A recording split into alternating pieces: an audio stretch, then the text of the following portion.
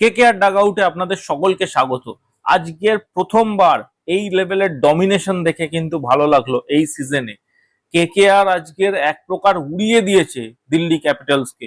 8 উইকেটে জয়লাভ করেছে, তাও 34 বল বাকি থাকতে। এবং দিল্লি ক্যাপিটালসের ঘরের মাঠে গিয়ে দিল্লি ক্যাপিটালসকে এক প্রকার উড়িয়ে দিয়েছে আজকে। এবং হ্যাটস অফ টু কেকেআর, যেভাবে কেকেআর কিন্তু 4টে পরপর ম্যাচ জিতেছে সেটা কিন্তু সত্যি দেখবার মতো।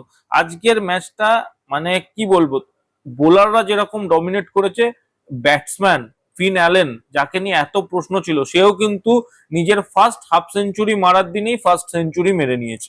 তো প্রথম থেকে ম্যাচের ওভারভিউ বলা যাক। কেকেআর ক্যাপ্টেন আজিঙ্কিয়া রাহানে টসে জিতে বোলিং করার সিদ্ধান্ত নেয়। এটা মানে যেহেতু কেকেআর এর একটা রিসেন্ট ডেজ এর ফর্মুলা হয়ে গেছে, কারণ কেকেআর এর বোলিংটা স্ট্রং, এটা কিন্তু বুঝে গেছে। অ্যাজ ইউজুয়াল আজকেরও মাথিসা পাথিরান্নার জায়গা হয় না। কেকেআর নিজের যে পুরনো বোলিং লাইন আপ, দুটো ইন্ডিয়ান ফাস্ট বোলার এবং 3টে স্পিনার নিয়েই কেকেআর কিন্তু বোলিং এ নামে।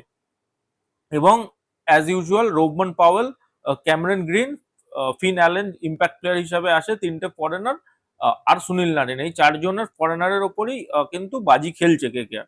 সো দিল্লি ব্যাটিং করতে আসে এবং দিল্লির কিন্তু স্টার্টিং খুব ভালো হয়। 40 মানে 4 ওভার 5 বলের মাথায় কিন্তু 49 রান হয়ে যায় 10-এর অ্যাভারেজে। প্রথম নিশাঙ্কা আর KL রাহুল কিন্তু স্টার্টিংটা খুব ভালো করে, বাট কার্তিক ত্যাগী প্রথমে KL রাহুলকে আউট করে দেয় 14 বলে 23 রানের স্কোরে। তারপর নীতিশ রানাকে ক্যামেরন গ্রিন ক্যাচ আউট করিয়ে দেয় সুনীল নারিনের হাতে। 10 বলে 8 রান করে নীতিশ রানাও আউট হয়ে যায়।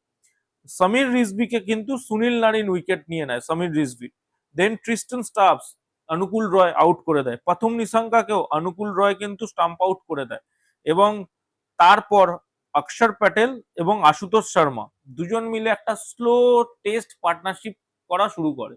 আর দুজন ডিফেন্স ডিফেন্স ডিফেন্স, বিশেষ করে অক্ষর প্যাটেলকে আমি এত ডিসঅ্যাপয়েন্টেড কখনো দেখিনি না। অক্ষর প্যাটেলের যেন ব্যাটে বল লাগছে না, এমন টাইপের একটা পার্টনারশিপ হচ্ছে। এবং কার্টেসি কেকেআর এর স্পিনাররা বরুণ চক্রবর্তী, সুনীল নারিন আর অনুকূল রয় একদম এত টাইট বোলিং করেছে, যেখানে দিল্লির ঘরের মাঠ, দিল্লি এই ভুলটা কি করে করে যে যখন খেলা হচ্ছে দিল্লির ঘরের মাঠে, দিল্লির উচিত ছিল যে ফ্ল্যাট পিচে খেলা, কারণ কেকেআর এর অস্ত্রই হচ্ছে কেকেআর এর স্পিনাররা। এবং সেই কেকেআর এর অস্ত্র যেটা স্ট্রং, সেটাই কিন্তু কেকেআর কে গিফট করে দিয়েছে দিল্লি। তারা স্পিন ফ্রেন্ডলি পিচে খেলতে গেছে এবং স্পিন ফ্রেন্ডলি পিচে যখন সুনীল নারিন, বরুণ চক্রবর্তী, অনুকূল রয়, 3জন, আমি অনুকূল রয়কে নয় ছেড়েই দিলাম, সুনীল নারিন আর বরুণ চক্রবর্তী দুজনে যে লেভেলের কোয়ালিটি স্পিনার, এদের সামনে কিন্তু চট করে কোনো ব্যাটিং লাইন আপ বেরোতে পারবে না। এবং দিল্লির কাছে আর একটা জিনিস ছিল, দিল্লি কিন্তু ইম্প্যাক্ট প্লেয়ারে কুলদীপ যাদবকে নামাবে বলে কুলদীপ যাদবকে বাঁচিয়ে রাখছিল, যার জন্য কিন্তু তারা অ্যাজ আ ব্যাটসম্যান যখন ডেভিড মিলারের দরকার, ডেভিড মিলারকে নামাতে পারে। এই ক্ষেত্রে গন্ডগোলটা হয়ে যায় এবং অক্ষর প্যাটেলকে তারপর বৈভব অরোরা কিন্তু আউট করে, ক্যাচ আউট করে। অক্ষর প্যাটেল 22 বলে মাত্র 11 রান করতে পেরেছে। এবং আশুতোষ শর্মাকে কিন্তু কার্তিক ত্যাগী আউট করে। আজিঙ্কিয়া রাহানে দুর্দান্ত একটা ক্যাচ নেয় শর্ট কভারে। এবং দেন ভিফোরেজ নিগম, লুঙ্গি এঙ্গিডি, মিচেল স্টার্ক খুব একটা কিছু সুবিধা করতে পারে না। এবং কোনো মতে স্ট্রাগল করতে করতে দিল্লি ক্যাপিটালস কিন্তু 142 রানের স্কোরে পৌঁছয় 8 উইকেটের বিনিময়। কেকেআর ব্যাটিং করতে আসে, কেকেআর ক্যাপ্টেন আজিঙ্কিয়া রাহানে এবং ইম্প্যাক্ট প্লেয়ার হিসেবে ফিন অ্যালেন। তো ভালো কথা, স্টার্টিং হয়, বাট যখন 29 রানের স্কোর 3 ওভারের মাথায় কিন্তু একটা মিসকমিউনিকেশনের জন্য খুবই আনফরচুনেট একটা রান আউট হয়ে যায় কিন্তু আজিঙ্কিয়া রাহানে। একদম আনফরচুনেট একটা রান আউট কিন্তু আজিঙ্কিয়া রাহানে হয়ে যায় মিচেল স্টার্কের হাতে। আজিঙ্কিয়া রাহানে 9 বলে 13 রান করে, একটা 4 একটা 6। দেন অঙ্গরিকেশ রঘুবংশীকে কিন্তু অক্ষর প্যাটেল আউট করে দেয় 3 বলে 1 রানের স্কোরে। অক্ষর প্যাটেল কিন্তু রঘুবংশীকে বোল্ড করে দেয়। তারপরে শুরু হয় একটা পার্টনারশিপ, যে পার্টনারশিপটা পুরো ম্যাচটাই ফিনিশ করে দেয়। ফিন অ্যালেন এই প্লেয়ারটাকে কিন্তু, এটা একটা জায়েন্ট প্লেয়ার ফিন অ্যালেন। আমি অনেক ক্রিটিসাইজ করেছি, আমার ভিডিওতে দেখলেই বুঝতে পারবেন যে আমি নিজে বলেছি যে কেকেআর যদি বোলিং স্ট্রং করতে হয়, উপর থেকে কিন্তু ব্যাটসম্যান ছাড়াই করতে হবে। কারণ ফরেন যদি 4জন আমি ব্যাটসম্যানই খেলি, মানে 3টে যদি আমার টপ অর্ডারের ব্যাটসম্যানই থাকে, তাহলে আমি এক সুনীল নারিন ছাড়া তো আর কোনো ফরেন বোলার খেলাতেই পারবো না। এটাই হচ্ছে আমার বক্তব্য ছিল। বাট ফিন অ্যালেন যদি এই লেভেলের ম্যাচ উইনিং পারফরমেন্স দিতে থাকে, তাহলে আমি মনে করি ফিন অ্যালেনকে ড্রপ করার দরকার নেই, তাহলে আমাদের ইন্ডিয়ান বোলারদের দিয়েই কাজ চালাতে হবে। বিকজ আজকে ফিন অ্যালেন মাত্র 47 বলে 100 রান করে, সেঞ্চুরি, 5টা 4, 10টা 6, 212 স্ট্রাইক রেট। এবং ফিন অ্যালেনকে দেখে কখনো মনেই হয়নি যে সে এফর্ট দিয়ে কোনো 6 মারছে। তাকে দেখে মনে হচ্ছে সে এফর্টলেসলি এরকম ব্যাটটা বলে লাগাচ্ছে, 6 হয়ে যাচ্ছে। মানে ফিন অ্যালেনের ব্যাটিং দেখার মতো ছিল আজকে। আর তার সাথে ক্যামেরন গ্রিন, দেখুন ক্যামেরন গ্রিন কিন্তু চেস করার সময় খুব ভালো একটা কাজ করছে। সে কিন্তু অতি অ্যাগ্রেসিভ খেলে না। আমি কিন্তু এটা বারবার বলছি, ক্যামেরন গ্রিন কখনোই আন্দ্রে রাসেল নয়। ক্যামেরন গ্রিন কিন্তু টাইম নেবে। ক্যামেরন গ্রিনকে যদি কেউ এক্সপেক্ট করে থাকে যে ক্যামেরন গ্রিন টাইম না নিয়ে খেলবে, সেটা কিন্তু হবে না। ক্যামেরন গ্রিন অবশ্যই টাইম নেবে, একটা time taking player. But Cameron গ্রিনের যে টাইমিং, সেটা কিন্তু সে যখন নেয় সে কিন্তু পুরো ম্যাচ ফিনিশ করার ক্যাপাবিলিটি রাখে এবং সে কিন্তু স্ট্রাইক রেট কভার করতে পারে।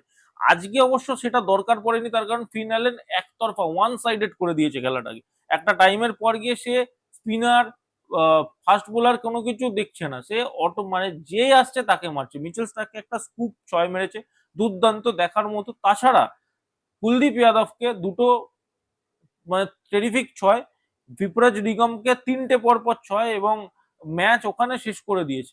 ক্যামেরন গ্রিনও দুটো 6 লাগিয়ে দিয়েছে। But Cameron green not out থাকে লাস্ট অব্দি 27 বলে 33 রানে এবং ফিন অ্যালেন নিজের সেঞ্চুরি কমপ্লিট করে নেয় 47 বলে 100 রান করে।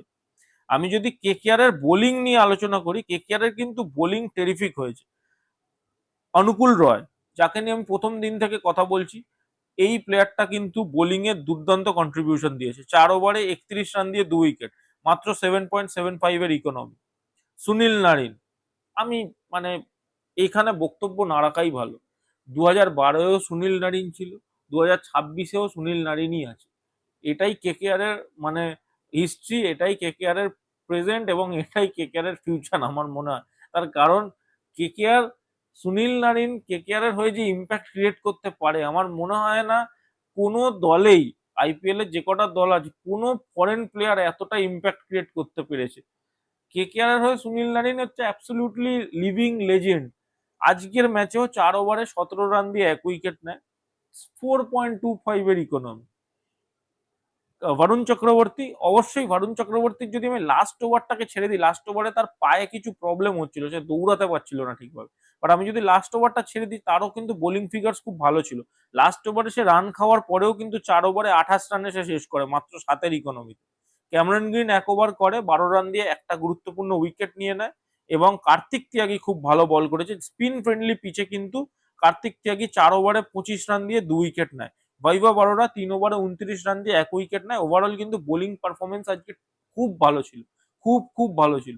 এবং বলার বিষয়, এই কার্তিক তিয়াগী প্লেয়ারটা যখন ফার্স্ট বোলিং করছে কেকেআর, তখন কিন্তু খুব ভালো বল করছে এবং যখন সেকেন্ড বোলিং করতে আসছে তখন প্রেসারে পড়ে গেলে না কার্তিক তিয়াগী কোল্যাপস করছে।